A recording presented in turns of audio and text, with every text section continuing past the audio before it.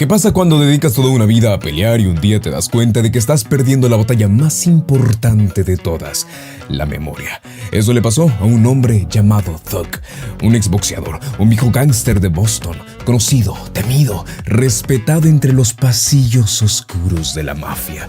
Llevaba más de 30 años trabajando para Charlie Connor, un viejo amigo, su jefe, su socio, su hermano del alma.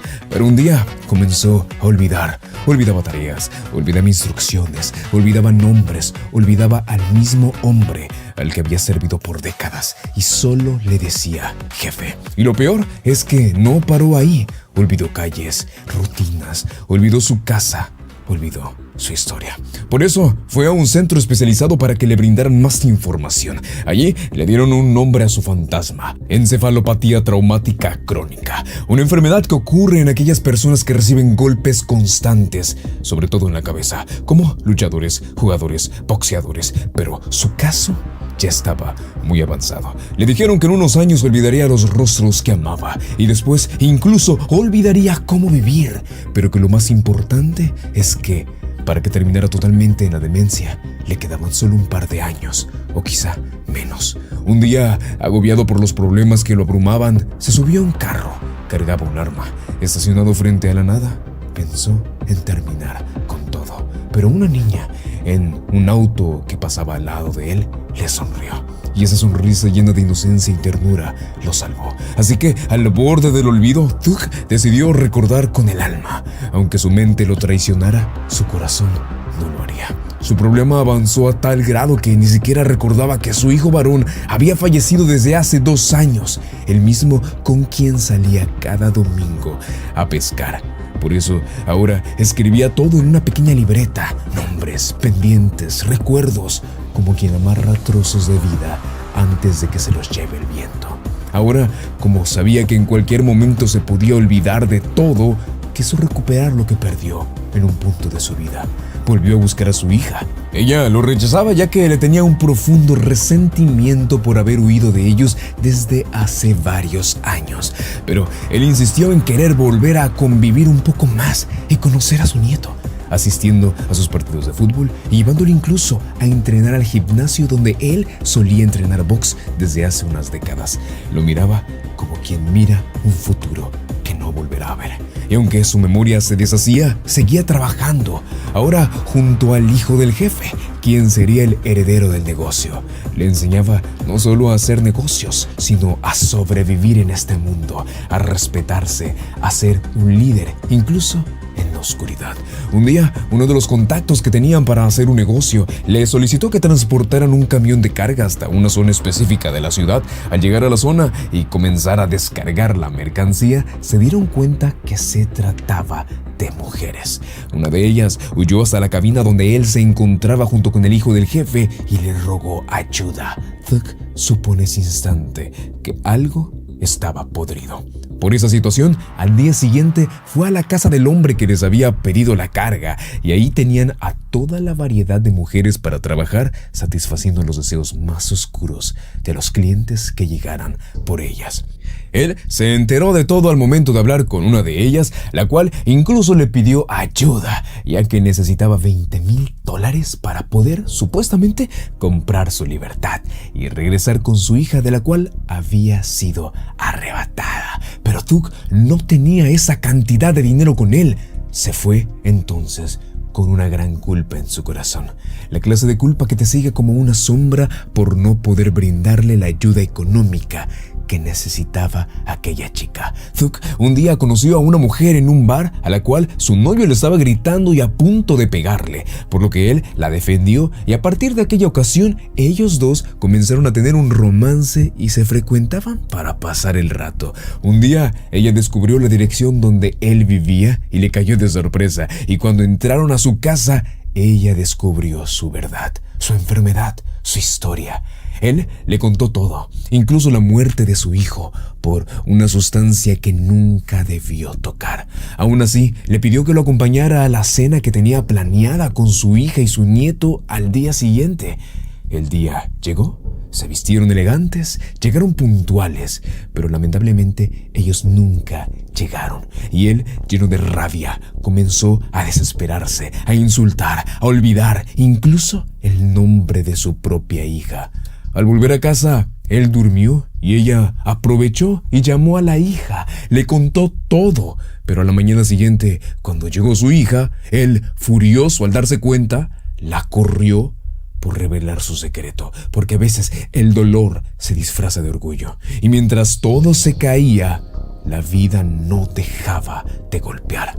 Al mismo tiempo que estas situaciones desagradables pasaban en la vida de Thug, fue a recoger un paquete, un simple sobre con fajos de billetes, a una de las personas a las cuales le brindaban servicios, el cual era un padre.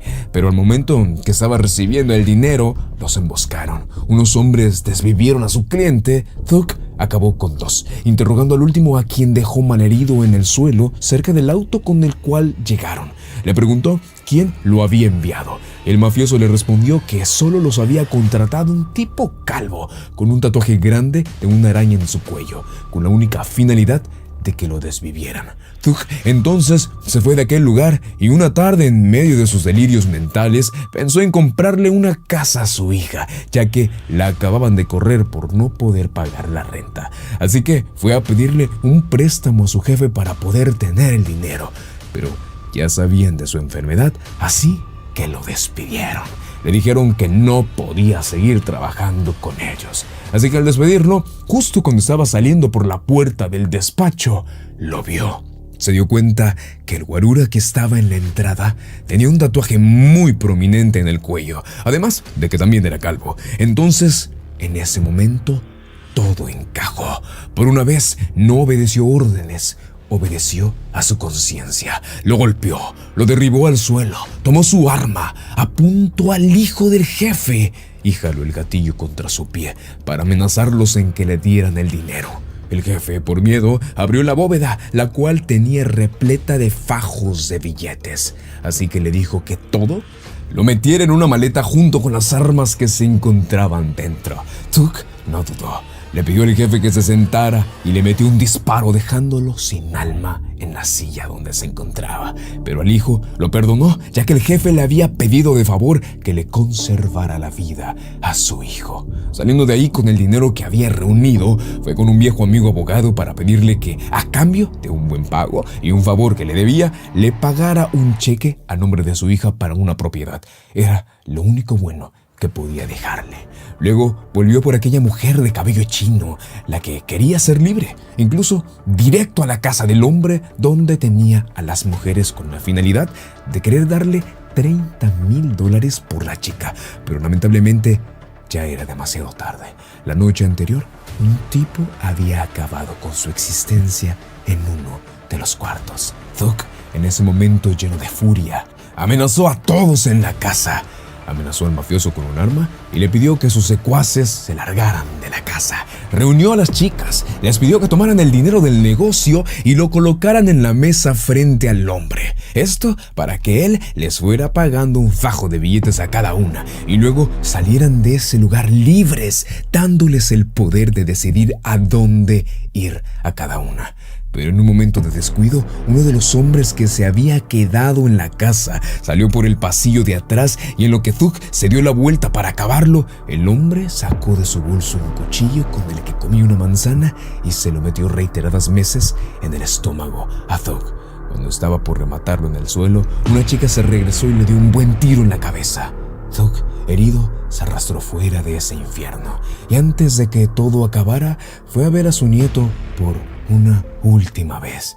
Aprovechó para despedirse de él y le dijo cuánto lo quería y que al menos había hecho una cosa buena en su vida. Después se fue a la orilla del lago, a una casa abandonada donde siempre escuchaba el sonido de una guitarra en su mente. Entró, se recostó en una de las paredes y en medio de sus alucinaciones navegó. Navegó junto a su hijo sobre un mar tranquilo mientras sonaba una canción suave con guitarra. Y así el viejo gángster Thug dejó de existir, sintiendo la brisa en su rostro. A veces, en medio del dolor, encontró compañía en una mujer que lo amó conociendo sus grietas, y aunque perdió muchas cosas, entre ellas la memoria, nunca perdió del todo el deseo de hacer algo bueno antes del final. Murió sin recordarlo todo, pero habiendo hecho lo que debía. Liberó a mujeres esclavizadas, le compró una casa a su hija, se despidió de su nieto con amor y en sus últimos momentos no estaba en una pelea, sino en una visión donde navegaba con su hijo por el mar en paz.